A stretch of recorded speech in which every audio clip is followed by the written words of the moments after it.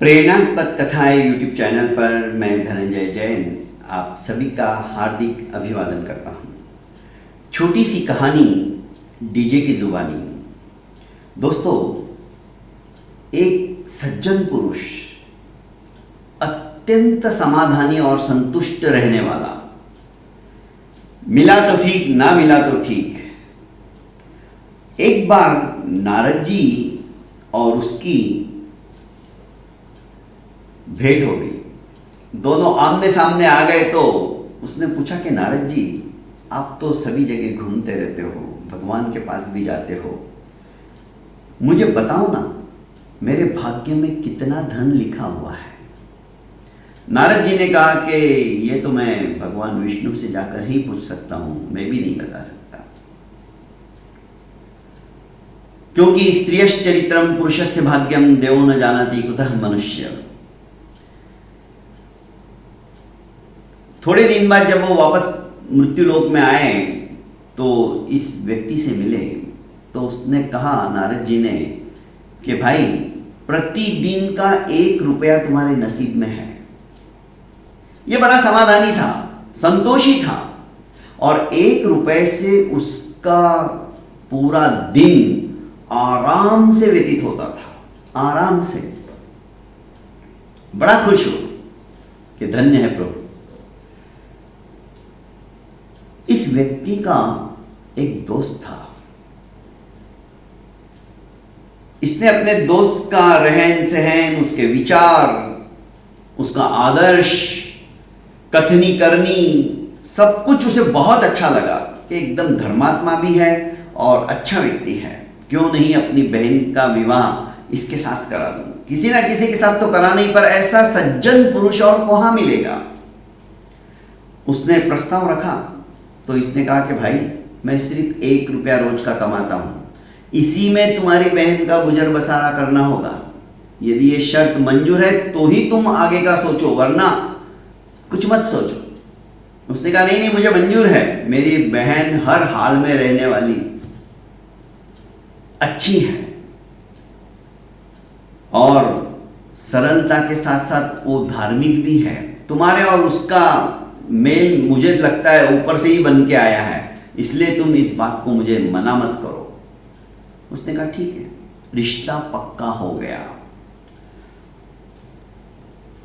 रिश्ता पक्का होते ही और चटमंगनी पट गया था, 8 दिन के अंदर अंदर इनका विवाह होने वाला था, तो इसकी आमदनी 11 रुपए होने लगी, 1 के बजाय।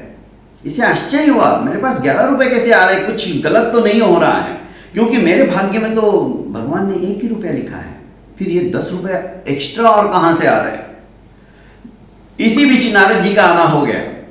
उन्होंने कहा नारद जी, आपने तो मुझे कहा था कि 1 ही रुपया आपकी आमदनी है प्रतिदिन, अभी तो मुझे 11 रुपए प्रतिदिन मिल रहे हैं। तो नारद जी ने कहा, कहीं तुम्हारा किसी के साथ संबंध तो नहीं हो गया।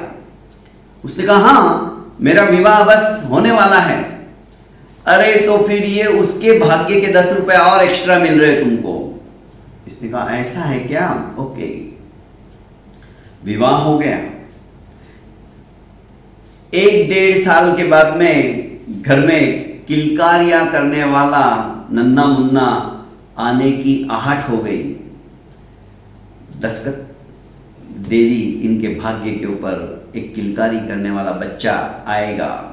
अब इसकी आमदनी 31 रुपए होने लगी, 11 से डायरेक्ट अब 31। ओके। अब 1 रुपया इसका, 10 रुपया इसकी वाइफ का, और 20 रुपया और एक्स्ट्रा। तो समझ में नहीं आया इसके। फिर से नारद जी दिखाई दिए, कहा कि देवर्षि, अब तो 31 रुपए मिल रहे हैं, ऐसा क्यों? अरे कि भाई, तुम्हारे घर के अंदर एक नया मेहमान आने वाला है, ये उसके भाग्य के 20 रुपए और आ रहे एक्स्ट्रा, ऐसे अब तुम्हारे घर में प्रतिदिन 31 रुपए आएंगे। उसने कहा अच्छा। कहानी छोटी सी है दोस्तों, और कहानी सुनाने के पीछे आशय यह है कि हम कितना अहंकार करते हैं, कितना गुरूर करते हैं कि मैं कमाता हूं, मैं सब कुछ करता हूं, पर किसके भाग्य का हम खा रहे हैं हमें भी पता नहीं है। अरे घर के अंदर कौन पुण्यवान जीव आया है जिसके आने के बाद हमारे दिनमान बदले हैं और घर में लक्ष्मी आती ही जा रही है, हम समेट रहे पर समेटी नहीं जा रही है। वो हमारी मेहनत नहीं, वो सामने वाले की भाग्य की बदौलत हमें मिल रहा है। तो दोस्तों, घर परिवार के समस्त सदस्यों को आदर दो, सत्कार दो। पता नहीं आप किसके भाग्य का खा रहे हो। बहुत बहुत धन्यवाद दोस्तों। प्रेरणास्पद कथाएं यूट्यूब चैनल को आपने अभी तक लाइक, शेयर एवं सब्सक्राइब नहीं किया है तो कर लीजिए और ज़्यादा से ज़्यादा अपनों को शेयर कीजिए। प्रणाम।